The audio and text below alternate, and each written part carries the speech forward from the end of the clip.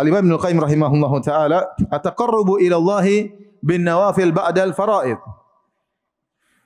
Fa innaha tuwassiluhu ila darajatil mahbubiyyati ba'da al-mahabbah." Kata Imam Ibnu Qayyim rahimahullahu taala, yaitu mendekatkan diri kepada Allah Subhanahu wa taala, ya, dengan perkara-perkara yang sunnah setelah mengerjakan perkara-perkara yang fardu. Dengan menjalankan perkara-perkara yang sunnah, maka dia tadinya mencintai Allah Subhanahu wa taala dan dia akan sampai pada derajat dicintai oleh Allah Subhanahu wa taala.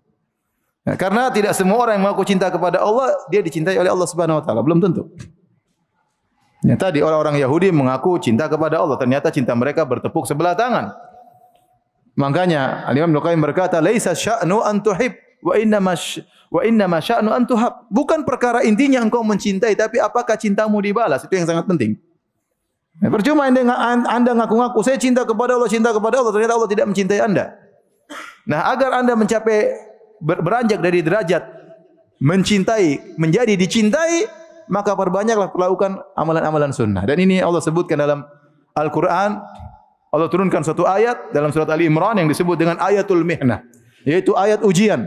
Tatkala banyak orang-orang ngaku-ngaku cinta kepada Allah, maka kata Allah Subhanahu wa taala, "Qul in kuntum tuhibbunallaha fattabi'uni yuhibbukumullah." Katakanlah ya Muhammad kepada mereka, jika kalian cinta kepada Allah sebagaimana pengakuan kalian mengaku cinta kepada Allah, fattabi'uni, maka mana dalilnya? Mana buktinya? Buktinya apa? Fattabi'uni, ikutilah aku, itu Muhammad sallallahu alaihi wasallam. Yuhibbukumullah, niscaya kalau kalian mengikuti aku, kalian akan dicintai oleh Allah Subhanahu wa taala. Maka ini dalil bahwasanya seorang semakin perhatian terhadap sunnah-sunnah Nabi, maka semakin dicintai oleh Allah Subhanahu wa taala. Ingatlah, perhatian terhadap sunnah-sunnah Nabi, perhatian menjalankannya, bukan perhatian dengan bid'ah-bid'ah ya. Bid'ah-bid'ah tidak dilakukan oleh Nabi sallallahu alaihi wasallam. Jangan sampai seorang fokus terhadap bid'ah, sunnah malah dia tinggalkan. Tidak. Kita fokus terhadap apa? Sunnah yang pernah dikerjakan oleh Nabi SAW. Karena kita menamakan diri kita ahlu sunnah. Itu orang yang ahli dalam sunnah Nabi SAW. Orang yang memegang sunnah Nabi SAW. Bukan berpegang teguh dengan perkara yang tidak dilakukan oleh Nabi SAW. Jadi kalau anda ingin dicintai oleh Allah, ikutilah sunnah-sunnah Nabi SAW.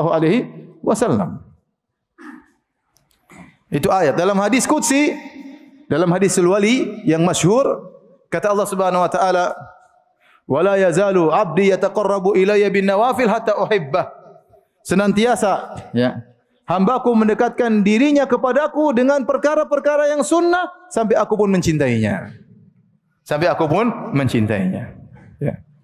Maka seorang jangan mencukupkan diri hanya dengan yang fardu. Yang fardu itu yang utama. Dia salat berjamaah, salat 5 waktu ya. Dia puasa Ramadan, tapi yang sunnah-sunnah dia kerjakan. Salat sunnah dia kerjakan, salat malam dia kerjakan, salat duha dia kerjakan, baca Quran dia kerjakan ya. Zakat dia keluarkan, sedekah-sedekah juga dia keluarkan, yang wajib dia kerjakan, yang sunnah pun dia kerjakan. Puasa Ramadan dia kerjakan, puasa Senin Kamis dia kerjakan, puasa ya Ayyamul Bid dia kerjakan, puasa Arafah, puasa Muharram dia kerjakan. Dengan demikian dia berusaha mendekatkan dirinya kepada Allah. Ya. Kenapa? Dia cinta kepada Allah. Terus dia dekatkan sampai Allah mencintainya.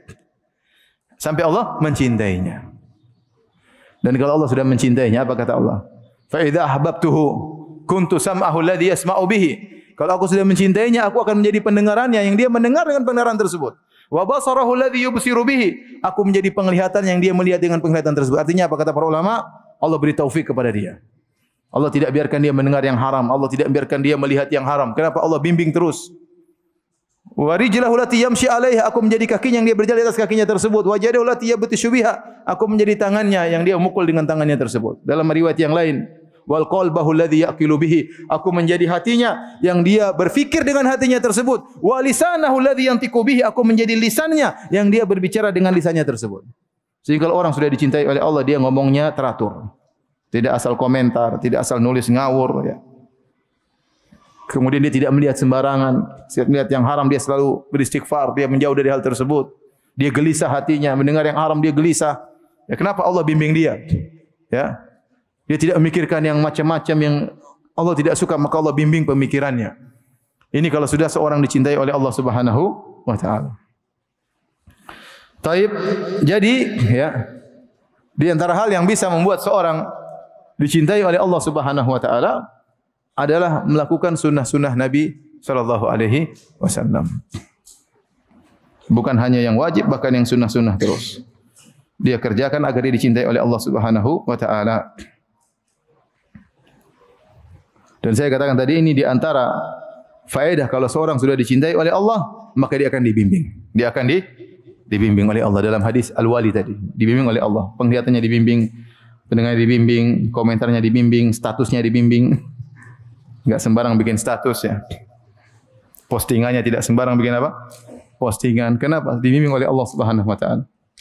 Lisannya dibimbing oleh Allah Subhanahu wa taala. Tidak asal ngomong, tidak asal komentar, tidak asal melihat, tidak asal mendengar ya. Semuanya di bawah bimbingan Allah Subhanahu wa taala ya. Bahkan dalam hadis ya, Al-Wali setelah itu mengatakan, "Wala in ista'adzani la in sa'alani la utiyannah." Kalau dia minta kepada aku akan kabulkan permohonannya.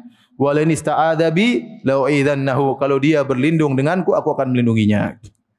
Yang dia minta kepada Allah maka akan dikabulkan. Dia berdoa kepada Allah, dia menangis kepada Allah, Allah akan kabulkan permintaannya. Kenapa? Allah cinta kepadanya. Allah cinta kepada hambanya. Dia minta, Allah akan kabulkan apa? Permintaannya. Ya. Makanya dalam satu hadis saya sudah pernah sampaikan dalam khutbah Jumat tentang kisah Anas bin Nadhr. Anas bin Nadhr radhiyallahu anhu punya saudari perempuan namanya Rubai' bintu Nadhr. Anha kanat latamat jariyah. Dia nampar seorang gadis, kemudian giginya patah, tamparan sangat kuat. Rubai' ini marah, kemudian dia tampar seorang gadis tersebut giginya patah. Akhirnya kalau gigi patah menimbulkan kisos, harus kisos dalam hukum Islam. Harus kisos, berarti giginya pula harus dipatahkan juga. Akhirnya keluarga dari Rubai' minta maaf kepada keluarga gadis tersebut. Namun mereka tidak maafkan. Akhirnya mereka menawarkan arsy, yaitu ganti rugi. Ya, sekian, satu gigi sekian-sekian, mereka tidak terima. Mereka maunya hanya dikisos. Ini dalam Sahih Al-Bukhari. Mereka tidak mau kecuali kisos. Akhirnya Nabi SAW didatangi dan tawaran semua itu ditolak oleh mereka, keluarga sang gadis. Akhirnya tidak ada keputusan kecuali kisos. Berarti Rubai' bintu Nadhr harus dipukul juga sampai giginya apa? Patah. Hal ini didengar oleh saudaranya Anas bin Nadhr. Anas bin Nadhr radhiyallahu anhu, seorang wali di antara wali Allah Subhanahu wa taala yang meninggal dalam perang Uhud ya. Yang disebutkan tatkala dia meninggal maka ditemukan puluhan bekas tombak pedang di jasadnya sampai tidak dikenal tubuhnya. Sampai tidak dikenal tubuhnya. Ya. Yang kenal adalah saudarinya dari jarinya. Dia ingat ini jari saudara saya. Adapun tubuhnya sudah hancur semuanya karena tikaman dan tombakan dalam perang Uhud tersebut ya. Yang dia berkata kepada kaum Ansar ya, la udra lakum ya an yusalla ila Nabi sallallahu alaihi wasallam wa fikum syafrun yatruf. Dia mengatakan tidak ada uzur bagi kalian wahai kaum Ansar. Kalau sampai Nabi terluka sementara di antara kalian masih ada mata yang masih berkedip. Selama kalian masih hidup, mata masih bisa berkedip, harus membela Nabi sallallahu alaihi wasallam. Akhirnya beliau meninggal dalam perang Uhud tersebut. Intinya Anas bin Nadhr datang kepada Nabi sallallahu alaihi wasallam. Kemudian dia mengatakan, "Ya Rasulullah, aku sirat Faniyatu Rubai'. Ya Rasulullah, apakah gigi adikku atau Rubai' akan dipatahkan?" Kata Nabi sallallahu alaihi wasallam, "Ya Anas, al-qisas, kitabullah al-qisas." Ya Anas, tidak ada pilihan lain, harus dikisas. Ya. As-sin bis-sin. Gigi dengan gigi. Gigi patah maka harus dipatahkan juga. La tuksar faniyatuha.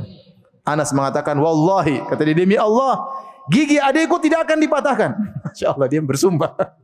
Demi Allah, di hadapan siapa dia bersumpah? Di hadapan Nabi sallallahu alaihi wasallam. "Ya Rasulullah, demi Allah gigi adikku tidak akan dipatahkan." Kata Rasul, "Ya Anas, al-qisas kitabullah." Ya Anas, ente mau apa? Ini Al-Qur'an.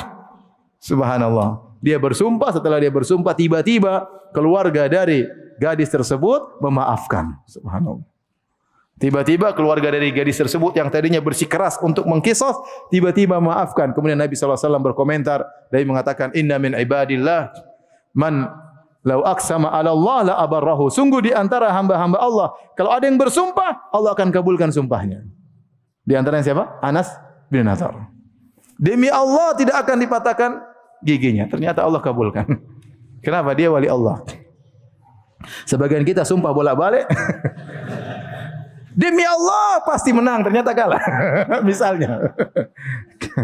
Demi Allah sudah mimpi 10 kali, ternyata kalah juga. Maksud saya, wali Allah beda. Wali Allah beda. Ya. Ini di antara kalau seorang sudah dicintai oleh Allah Subhanahu wa taala, maka dia akan menjadi wali Allah dan permintaannya akan dikabulkan oleh Allah Subhanahu wa taala. Ya. Dan dia akan dibimbing oleh Allah Subhanahu wa taala.